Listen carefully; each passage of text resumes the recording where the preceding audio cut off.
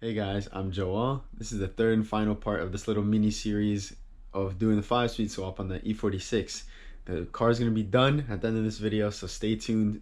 I hope you guys enjoy. Turn on some music, relax, sit back, and yeah, I hope you guys enjoy this. When I got my pedals, I saw these two harnesses to the brake switch and one of the clutch pedal switches. But the person I bought the pedals from didn't include the second switch, which is pretty unfortunate. I tried using the one off of the brake pedal, but the brake pedal has 4 and the clutch switch has 3, so that's not going to work. If I would have known this was $250, I would have just left it alone, to be honest with you, but I'm just not going to mess with this. If I can't find another one in a junkyard, I'm not even going to open it. I'm putting it back in, and I'll just go through the effort of unlocking it from another door if I really need to lock it, but it's not that big of a deal. That is not worth $250. I'm all set. So now I'm gonna go to the junkyard and I'm gonna bring all these tools in that little bag right there. Just a few extensions, screwdrivers, sockets, you know, the usual basic stuff. Because I want to try and get the actuator, a bit of wiring from the wiring harness so I can wire in the pedals to the actual ECU and the EWS. And I need the harness that actually connects to the pedals right there. So hopefully I can find it, because there's not that many manual BMWs here at junkyards near me, so I'm hoping I find what I need. I made it. I'm just trying to find the BMWs now. There's a lot of people here on a Friday, and it's full. Like, there's cars everywhere here now. I don't know where the BMWs are. Got one right here. It's automatic. This could have the actuator that I need, so this is actually crazy. There's not a single other E46 here. For the door lock actuator right here, $270. But this is the one that fits my wagon.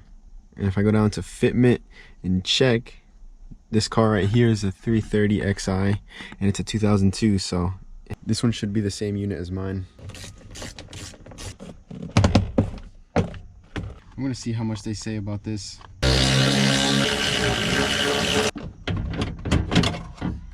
There we go. Hopefully this crusty thing is better than mine though, because I want it to lock. Open the door. Open this. Don't be a pussy. Too late. For YouTube, open it. For YouTube, I'm gonna have to open it. Come on. I have no choice now. I know, for YouTube. Now I can just put this junkyard actuator back in.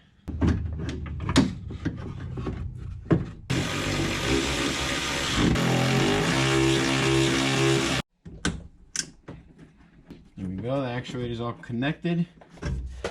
Everything's plugged in. Now I can go grab the window regulator.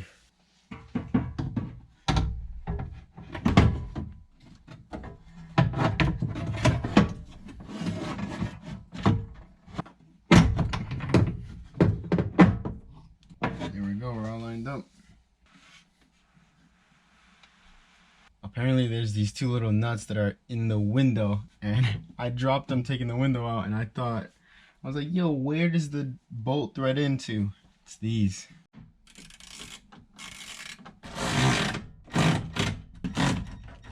I'm gonna use some silicone paste, dielectric grease on the gears of the window motor.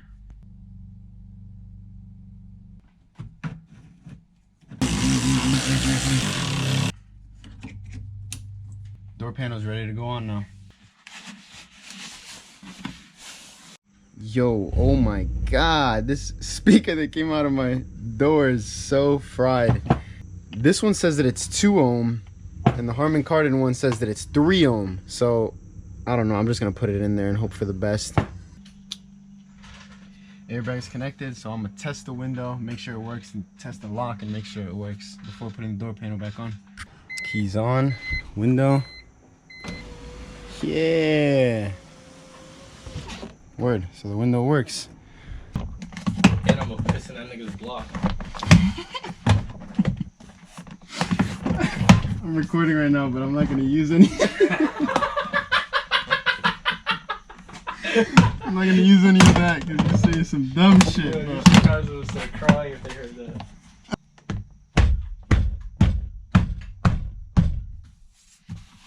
Go, we're all on.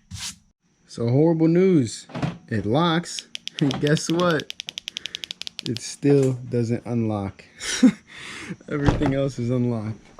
So whatever. Looks like if I want to lock this car, I gotta do one of these just to open that door up.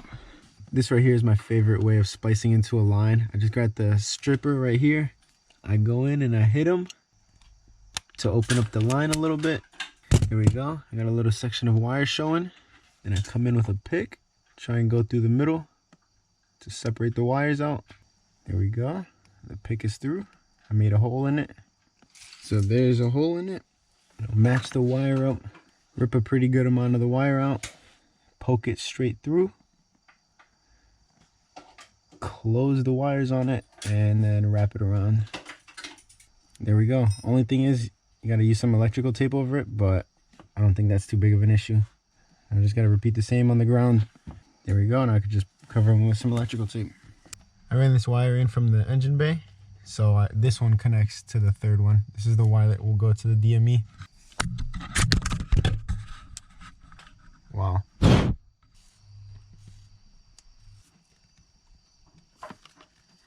There we go. That's wired in.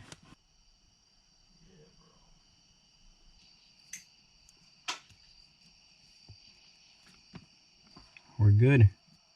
I can push this through. Oh, that's already through. Now I can bolt the whole pedals up. You're dirty as fuck, that's why. Chill. Chill. About to go scrub my nuts for the bitches right now. I can just take this line and try and just push it into the clutch master. Oh, there we go. Ah!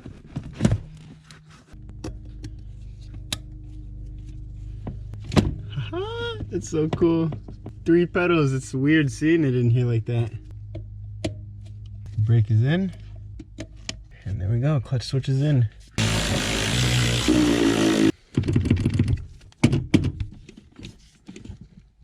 Yeah. This fuel pressure regulator vacuum line was $15 on eBay, so I cannot complain about that. I like that it's a hard line in between and then 2 soft lines in the end because it prevents it from melting and stuff. And that connects right up here. So I'm just gonna run this down, throw that in there, and put that cover under there on, since I did break this line under there. I always find it helps to twist any kind of vacuum line before getting it off, because if you just try and pull it off, it'll never come off.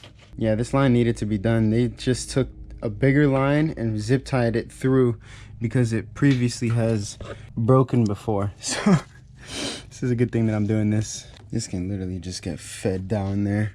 There she is, connected, clipped in, and the little zip tie to the fuel line, so it's away from the steering column. I'm not gonna delete this transmission cooler lines. I have this tool from Harbor Freight. I have no idea how to use it, but I can try at least. How the hell does that come off? I have no idea what I just did, but it pulled it off so easily. Look at that. What? I have no idea how that came off.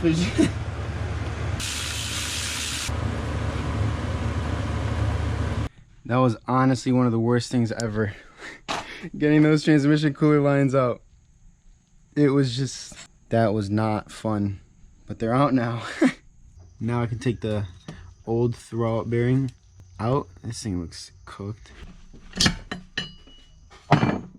Wow, that is so strong. That powder. I'm gonna clean this thing up real quick. There we go. That's way better now. This pivot pin right here is plastic, and I don't know, some people like them, some people don't like them. I'm just someone that puts in a metal one, and mine's been all right, so I'm gonna put in a metal one because I just don't really trust the plastic one.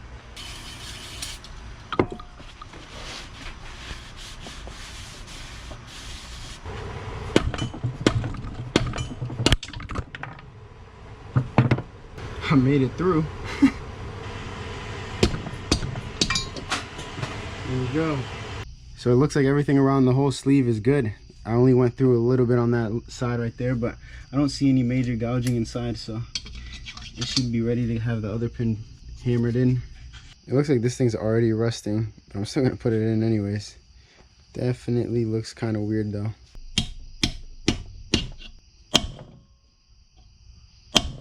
I'm gonna lube her up with some grease, some high temp.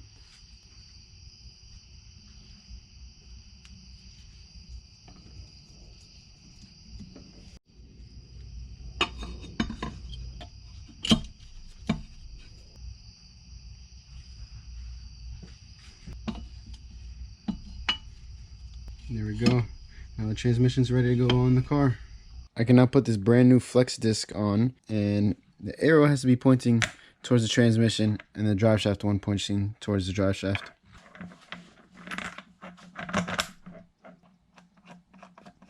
So now, since I'm just waiting for those pressure plate bolts and it's a Sunday, I'm gonna take the time to go in and change these shoes for the parking brake, emergency brake, whatever it's called. These were like $15 and then these were $35. I've heard people say that they had really good result with making sure that they're perfectly adjusted and everything is good up there. So people said that they've had it work just like a hydro. So I want to try it. I want to show you guys, and we can officially put it to the test, see how it works, and if it's worth doing this or just going straight to a hydro. This whole assembly is so crusty, so I'm assuming this is a good thing that I'm changing it, because this doesn't look like it's gonna stop anything in its current state like that. What? The whole shoe just broke off of the pad. This isn't even, I wasn't even hitting on this specifically. I'm trying to get the whole retainer piece out. This would make sense why the e-brake wasn't really doing anything. It only had half of a pad. That's crazy. Compared to a new one that has a pad all the way around, the old one only had it halfway.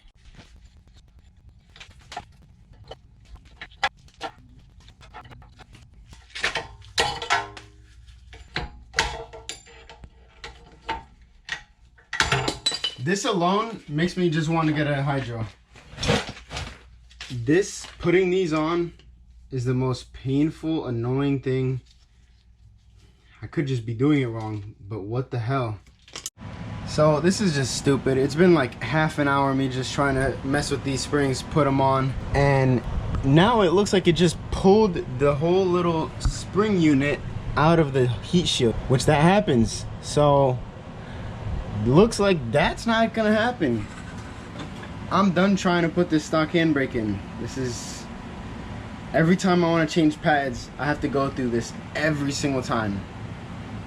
I'll try again later, but this was just so stupid. If there's one tip that I can offer from doing this so many times inside of the car, is to loosen the engine mounts so that the engine can move. Because right now, with no transmission, there's a whole lot of movement. And the actual tip is, make sure to jack the front of the oil pan so that it pushes the engine up like this and pushes the back down, so then you have room to slide the transmission on. There's not enough room to slip it on if it's at the angle that it's currently at. So because of that, I only have one jack, and I normally use that to jack the front up, and then I just put the transmission in on my chest. I used a little bit of brake clean and napkins, cleaned it all up, got all the grease and nasty stuff off. So now it's actually ready to go in. I don't think I'm gonna be able to use this creeper. I'm only using this blanket because I don't want dirt and shit going in my waves. If it goes too deep in my scalp, ain't no way I'm getting that shit out. This Joel's getting up under a car, yo. Nigga, you can do push-ups under this shit. It's low-key nice being skinny for this though. I have hella room under this shit. Ow! Oh my god. Whatever. I just hit the top of my head on the exhaust. Ow, right at that corner. Ew. You about to have a welt, cuz. This shit hurt. Ow, fuck.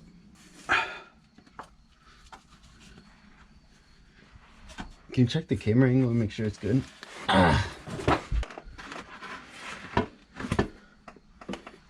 Yeah, stroke it, bro. Yeah. Come on, yo. Palanca, palanca. Let's go.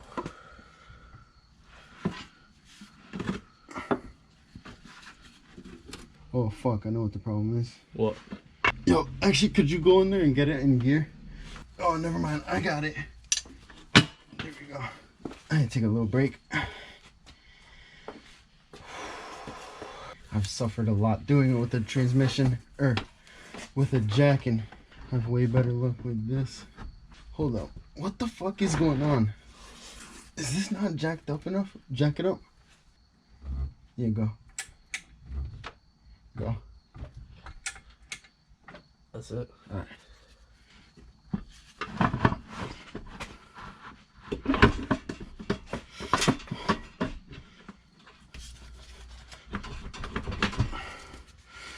Oh fuck. Can you grab my other jack quick? Which one? The one over there.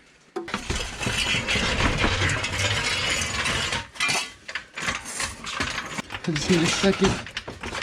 Holy fuck. Hold it. Every second that went on, it was just getting heavier. It was just getting heavier, digging into my thighs. Ow. Normally I do that in jeans, not shorts. Ow. So stupid. 6-minute clip. Hey. You got to, yo. There we go. Ooh, stroke game fire! That's how you get a transmission on. Look at that. All the way seated. I didn't need bolts to seat it. That's how you manhandle a transmission, boy. You were greasing it? I greased the fuck out of this shit. You just made it. Look at it, look at it. 6-speed. Bah! I made it a 6-speed. Let's go. Let's go. I kind of was scared that I didn't align the throwout bearing on the fork because I was moving it when I had the transmission out, but I stuck my camera in there and I can see that the throwout bearing is actually sitting on the fork. So I was just gonna run it, but it's nice to know that it's actually good though. Getting the starter wiggled on.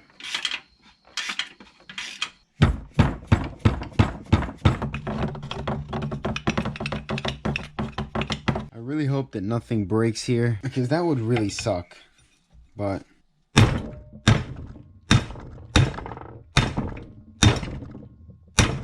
dude, it's only gone down a tiny bit.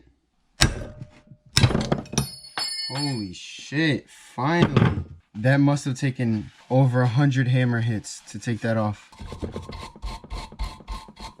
I got all the rust cleaned off with some 400 grit sandpaper, and now it slides on how it should be. That was ridiculous. I don't know. Every little thing is giving me issues right now. Everything is taking so much longer than I expect it to take. I do want to put the stock shifter in because I haven't felt a stock car in so long. Once I earn a short throw shifter with drifting, that's when I'll change it.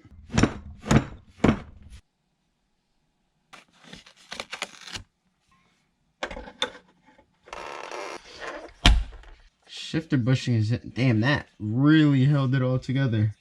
And that's where it's gonna sit. That's where it does sit. Oh yeah. Stock shifter, you gotta roll it. I wanna get this bracket off of this one here.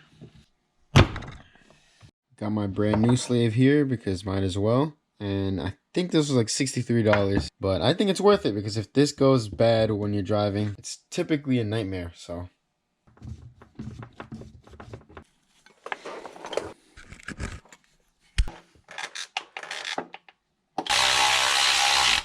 The slave is now in. I can tighten all the lines now because I did leave it loose so it could have some play.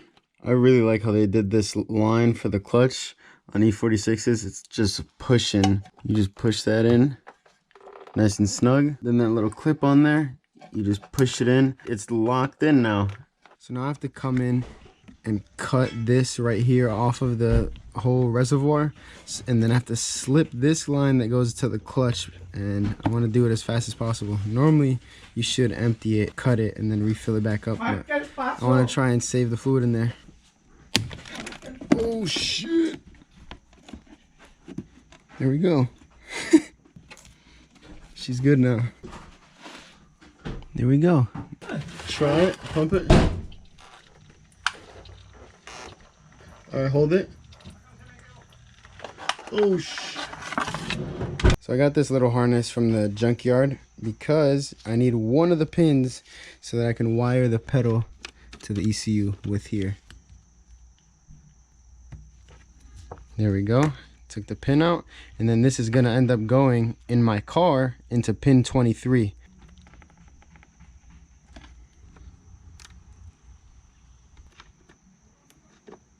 There we go. It's pinned into pin 23.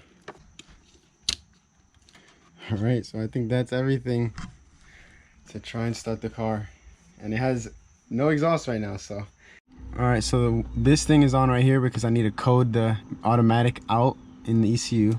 And then the only thing else that could stop this car from starting, I think, is that I didn't wire the brake pedal to the actual EWS. So normally you have to wire that in, but the pedals that I got didn't come with that harness. It only came with one harness, and the harness it came with is the one that goes towards the ECU. So I'm hoping, because I have a tune in here that I'm pretty sure it should be an EWS delete, that it would start without it, because that makes sense. But let's see. No exhaust, it's in neutral, there's no drive shaft anyways, but okay. Push the clutch in. I do need that for it to crank. So while trying to find out the diagram for this, someone on E46 Fanatics said that he just took power out of the brake switch and put it to pin 8 on the EWS. So that gets rid of the need to having to push the clutch in whenever you want to start the car, which that's how the E30 is. I don't want to have to push the clutch in every time I want to start the car. So if this works, that is personally better for me. Pin 8 is the top right one. I just so managed to get that pin in, connected, and now I'm gonna wire it to the power right over here and see if that actually works or not. The black wire is now spliced into the EWS and the power of this, so I can try and start the car now. All right, so no foot on the clutch. Let's see, please start. Let's go! Open exhaust isn't that bad at idle, but if I rev it, it's gonna be so loud. I gotta give it a little rev at least. I know it's cold, but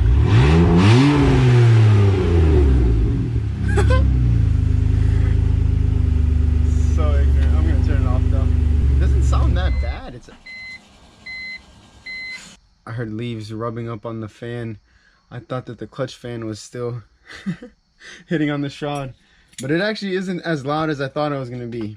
For open header, it still has cats, which is why it's not crazy loud, but that's awesome. That is really good news that the EWS is now deleted. Transmission's in.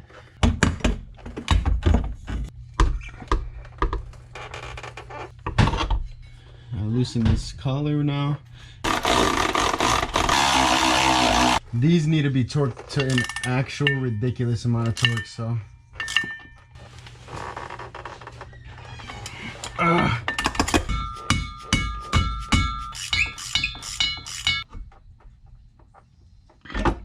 There we go, I lined the lines up, so it should be pretty relatively good. And the drive shaft is in fully. I got some Home Depot bolts for the exhaust because the OEM ones are so expensive, but I think these are really cool. These are the nuts for the exhaust. They're kind of ovalized, which I'm assuming that's by design to make it lock into place, because this is the same thread pitch and it's kind of locking up. So I'm assuming once you tighten that, it's going to help lock itself into place, which I think that's pretty cool. I'm going to hit a good old snap to get this heat shield on. Done. All right, now the exhaust can come up. But before, I want to clean up these surfaces right here, and more importantly up here, I want to clean these faces off.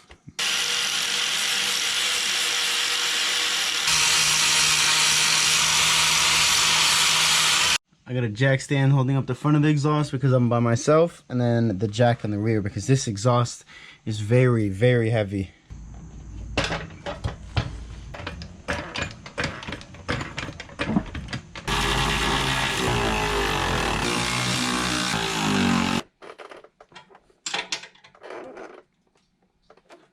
The exhaust is now on. Everything is bolted up. Last thing that's left are the two engine mounts. I almost forgot these. think that was the last bolt to this whole 5-speed swap. Finally, I'm finally done. This high pressure line for the power steering was leaking a lot. So it has an O-ring on it. I want to try and replace this before changing the whole line, just because it was only leaking from the fitting. So I want to see if this will fix it. I hope you guys can see it, but it looks like this O-ring is completely blown out. Yeah, so this was what was on there, completely mangled and destroyed. It looks like there's 3 different O-rings. There's one right here, and then what the hell is all this? So I'm just gonna replace it with this one. This one, the car was running, would be like a good drop every couple seconds, so it'd be dripping a lot when I was driving. Hopefully that new O-ring right in there will get that fixed up. So apparently this wire right here is just for the cruise control, which I'm not really mad about. If I would have known that, I wouldn't have been so much of in a hurry to do it.